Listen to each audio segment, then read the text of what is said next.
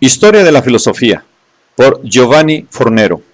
Volumen 4, 109, parte octava. La filosofía contemporánea.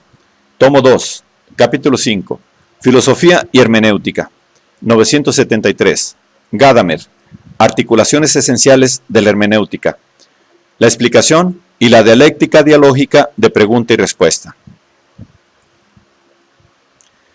La última parte de la segunda sección de verdad y método se divide en tres subsecciones. La primera está dedicada al problema hermenéutico de la aplicación.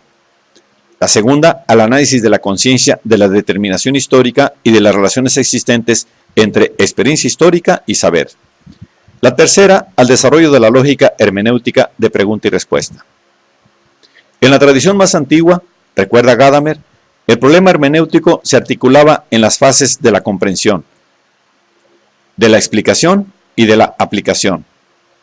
Comprender, explicar, aplicar representan los tres momentos estructurales sucesivos del trabajo hermenéutico. Es característico, añade Gadamer, que los tres sean llamados subtilitas, lo cual significa que no son entendidos como métodos de los cuales disponemos, sino más bien como una facultad que exige una particular finura del espíritu. Más tarde, con el romanticismo, se reconoció la íntima unidad de intelligere y de explicare, en cuanto a la explicación ya no fue concebida como un acto sucesivo y accidentalmente añadido a la comprensión, sino como la forma explícita del comprender. Esta fusión de comprensión y de explicación tuvo, sin embargo, la consecuencia de excluir completamente del ámbito de la hermenéutica lo que era el tercer momento de la interpretación, o sea, la aplicación. Pareció, en efecto, que la aplicación edificante, como por ejemplo se hacía de la Sagrada Escritura en la enseñanza y en la predicación cristiana, era algo totalmente presente de la comprensión histórica y teológica de la Escritura misma. Convencido de que toda realidad del pasado, para ser interpretada, comporta alguna relación vital con el presente, Gadamer opina en cambio, contra la metodología historiográfica romántica y posromántica, que en la comprensión se verifica siempre un tipo de aplicación del texto por interpretar a la situación actual del intérprete. Debemos, por lo tanto, dar un paso más allá de los resultados de la hermenéutica romántica, incluyendo en el proceso interpretativo unitario no solo la comprensión y la explicación, sino también la aplicación. Con esto, no pretendemos volver a la distinción tradicional de las tres subtilitates de la que habla el pietismo.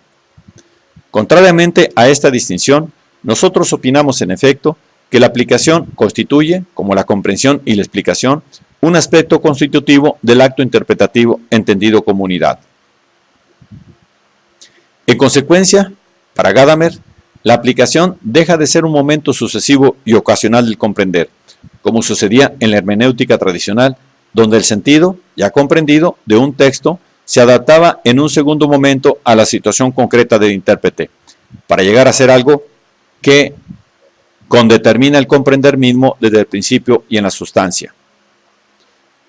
Gadamer hace aparecer esta tesis calificadora de su hermenéutica a través de un denso análisis histórico-crítico de la ética aristotélica y de la polémica en que esta obra se hace contra el concepto platónico del bien en sí, y mediante una comparación con la hermenéutica jurídica. En la hermenéutica, como en Aristóteles, escribe Gadamer en el problema de la conciencia histórica, sintetizando su punto de vista sobre esta cuestión, la aplicación no puede nunca significar una operación subsidiaria, que se añade por hechos consumados a la comprensión. Aquello a lo que debemos aplicar determinada desde el principio y en su totalidad el contenido efectivo y concreto de la comprensión hermenéutica. Aplicar no es adaptar alguna cosa en general, dada anticipadamente para iluminar después una situación particular. La aplicación comporta, por lo tanto, una actualización inevitable del pasado sobre la base de las expectativas y de las preocupaciones del presente. Una actuación que presupone siempre la posibilidad de nuevas actualizaciones, puesto que un texto es comprendido en cada momento, o sea, en cada situación concreta, de una manera nueva y diferente. Por ejemplo, aludiendo a la historia de los esquimales de Norteamérica, Gadamer escribe: Quien lea dentro de 50 o 100 años una historia de estas tribus escrita hoy, no encontrará esta historia envejecida solo porque en ese tiempo él dispone de más noticias o interpreta las fuentes de un modo más adecuado. Deberá reconocer que en 1960 se leían las fuentes de un modo distinto porque estábamos preocupados por otros problemas, por otros prejuicios y por otros intereses. En síntesis, la aplicación es aquello que asegura nueva vida a los datos del pasado, no solamente porque los hace revivir en la perspectiva del presente, sino que los convierte al mismo tiempo en fuente de nuevas aperturas e interrogantes, que es lo que hace de la comprensión un proceso infinito. El principio gadameriano de la aplicación ha sido entendido diversamente por los críticos. Por ejemplo, mientras Habermas ha subrayado a la originalidad de dicho concepto, viendo en él una explicitación de la necesaria e inevitable conexión existente entre el comprender hermenéutico y la praxis humana en el mundo, Emilio Betti lo ha sometido a una dura crítica, viendo en él un procedimiento destinado a abrir de par en par las puertas al arbitrio subjetivo y a esconder la verdad de la historia. En la parte dedicada al análisis de la conciencia de la determinación histórica, Gadamer se interroga sobre uno de los problemas de fondo de su propia filosofía hermenéutica, o sea, sobre la relación existente entre experiencia histórica y saber. Problema que en concreto se identifica con la actitud a asumir frente a la filosofía de la reflexión y al concepto hegeliano de un saber absoluto. Al hablar de conciencia de la determinación histórica, no nos encontramos inmediatamente prisioneros en la ley inmanente de la reflexividad, en base a la cual la reflexión resuelve y disuelve toda inmediatez que se le contraponga. Esto es, no estamos obligados a dar la razón a Hegel y a ver la mediación absoluta de historia y verdad como el fundamento de la hermenéutica.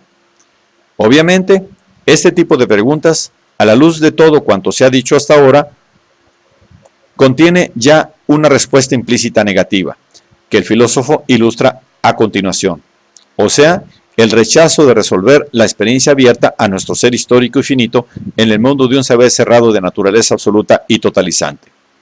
Sin embargo, puesto que la cuestión de la relación verdad-historia se vuelve a repetir en la tercera sección de verdad y método, por razones de funcionalidad expositiva, hemos preferido reagrupar en un único párrafo el importante tema de las relaciones Gadamer-Hegel. La dialéctica de pregunta y respuesta, a la cual está dedicada la última parte de la segunda sección de verdad y método, representa la articulación definitiva del proceso hermenéutico descrito por Gadamer. Las bases genéticas de esta dialéctica hermenéutica, que encuentra un antecedente en Bullmann, residen en la asidua frecuentación gadameriana de los diálogos platónicos y de los textos de Hegel. En efecto, como resalta Ripanti, las páginas de verdad y método que tratan de la dialéctica de pregunta y respuesta no son otra cosa que la aplicación en el ámbito de la hermenéutica de los resultados de estos estudios. Después de haber anticipado que para sacar a la luz el particular modo con que se actúa la experiencia hermenéutica, resulta indispensable profundizar en el estudio de la esencia de la pregunta. Gadamer observa cómo a esta última le es intrínseco el hecho de tener un sentido, o sea, una dirección en la cual solamente se puede encontrar una respuesta. En efecto, la pregunta actúa sobre su objeto, o mejor, lo fuerza, dislocándolo en una determinada perspectiva y poniéndolo en la apertura de su problematicidad. Por este motivo, según la gran intuición del Sócrates platónico, preguntar resulta mucho más difícil que contestar. La apertura de la pregunta implica, sin embargo, una delimitación causada por la pregunta misma. Ahora, si es mediante el preguntar como se pone en marcha la dialéctica de pregunta y respuesta, es también mediante el preguntar como se llega al saber, porque en la pregunta está ya implícito el acto discriminante del juicio. El acto discriminante del juicio. Una vez sentado que el saber es en su esencia dialéctico, en cuanto solo puede tener saber quien tiene preguntas, y aclarado que el arte de preguntar es el arte del preguntar todavía, o sea, el arte mismo del pensar, que se llama dialéctico porque es el arte de sostener un verdadero diálogo, Gadamer pasa a la descripción de la dinámica propia del diálogo, contemplado en su socrática capacidad de producir, más allá de las mentes individuales, verdades metasubjetivas y comunes, produciendo de este modo una función dialéctica entre los espíritus. Aquello que sale a la luz de su verdad es el logos mismo, que no es ni mío ni tuyo, y por lo tanto está más allá de cualquier opinar subjetivo de los interlocutores. También la experiencia hermenéutica es una forma de diálogo, o sea, un específico entrar en diálogo con el texto, basado en una relación espiritual entre interpretante e interpretado, y en una dialéctica viviente de pregunta y respuesta. Esta dialéctica, que para nuestro autor se identifica con la lógica concreta del trabajo hermenéutico, tiene una fisonomía compleja, que puede ser resumida de este modo. Acercarse a un texto significa reconstruir la pregunta originaria de la cual él es la respuesta, más allá de las intenciones conscientes del autor. Como el acaecer de la historia en general no manifiesta ningún acuerdo con las representaciones subjetivas de quien vive y actúa en la historia, del mismo modo las tendencias de significado en un texto en general trascienden con mucho aquello que el autor tenía en su mente. Este trabajo de reconstrucción de la pregunta originaria que está detrás del texto implica, por lo tanto, nuestro preguntar sobre el texto. Pero este preguntar es ya, a su vez, solicitado por el texto mismo que, en el interior de una determinada tradición, nos hace determinadas preguntas. Nuestra pregunta sobre el texto es, por lo tanto, la respuesta a una pregunta precedente que el texto mismo nos dirige. Por lo cual, antes de ser y ponerse como el interrogante, el intérprete, desde el punto de vista de Gadamer, resulta ser de hecho el interrogado. En sustancia, la relación dialógica entre intérprete y texto se articula en tres fases interrelacionadas, que vistas en su orden lógico de sucesión efectivo son las siguientes. 1. En principio hay la pregunta que el texto nos hace, o sea, nuestro ser directamente llamado por la palabra de la tradición, concebida como el conjunto de las voces de los difuntos que siguen hablando a los vivos lanzándoles llamadas. Es cierto que un texto no nos habla como nos habla el tú. Somos nosotros quienes debemos llevarlo a hablarnos. Pero este acto por parte del intérprete no es nunca iniciativa arbitraria, sino que, como pregunta, está a su vez ligado a la respuesta que se espera del texto. La espera de una respuesta presupone ya, por su parte, que quien pregunta es tocado e interrogado por la tradición. Esta es la verdad de la conciencia de la determinación histórica. 2. Para responder a estas llamadas del pasado, es necesario que el intérprete, transformándose de interrogado en interrogante, empiece a su vez a hacer preguntas al texto. 3. Esas preguntas pretenden reconstruir la pregunta originaria de la cual el texto será la respuesta, a través de una operación que va necesariamente más allá del horizonte histórico del texto, en cuanto la pregunta reconstruida no puede nunca estar dentro de su horizonte originario. El horizonte que se delinea en la reconstrucción no es un verdadero horizonte que circunscriba. Él mismo es, a su vez, incluido en el horizonte que nos abarca a nosotros cuando preguntamos y somos interpelados por la palabra del pasado. Como podemos notar, la dialéctica de pregunta y respuesta, concebida como estructura trascendental del proceso hermenéutico y como encuentro de subjetividades diversas que se median entre sí, acaba por identificarse con el principio general de la fusión de los horizontes.